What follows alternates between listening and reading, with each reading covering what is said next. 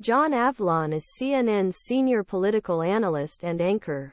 He is author of the book, Lincoln and Struggle for Peace. As Ronald Reagan famously said, "This is a time of choice.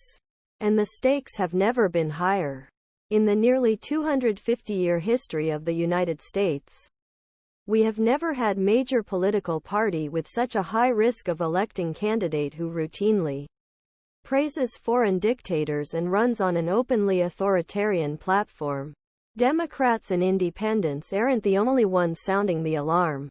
A truly surprising number of former cabinet-level Trump administration officials are trying to warn Republican primary voters that re-electing their former boss would be a disaster for our country.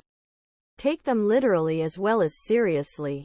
There is no precedent for 24 former White House officials to so harshly challenge the underlying health of the man they serve with every day. Here's how retired John Kelly, a former Joint Chief of Staff Secretary of Homeland Security, describes Trump to our CNN colleague Jake Tapper. "He has no idea what America means, and he has no idea what America is. A person who admires autocrats who's dictators." Here's his second Attorney General, Bill Barr. "He's a total narcissist and he constantly acts recklessly." Here's retired LT Gen. H.R. McMaster. One of his national security advisors. "President Trump and other officials have repeatedly compromised our principles in pursuit of partisan advantage and personal gain. And the idea that his presence in office will somehow deter Putin is completely false." Here's another former defense secretary, Mark Esper. "He puts himself before the country."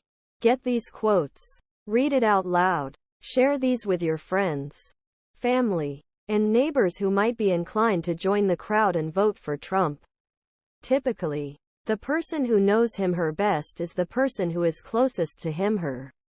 These lifelong patriots and conservative public servants think, based on direct personal experience, that Trump is a threat to republic, an impulsive liar who cares more about himself than the Constitution or country.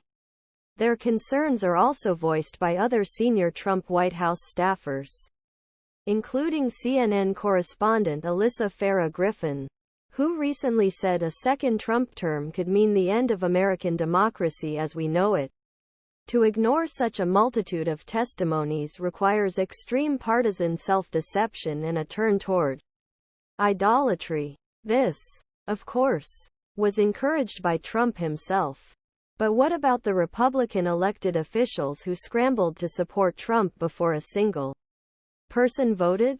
The vast majority are motivated by cowardice and careerism. That is, fear and greed. They are afraid of the rank and file due to closed partisan primaries and want to keep their jobs. But privately, many people are aware that the base is being played by Trump for fools. Read this in Romney A Reckoning by Atlantic writer McKay Coppins. Perhaps Romney's most surprising discovery as he entere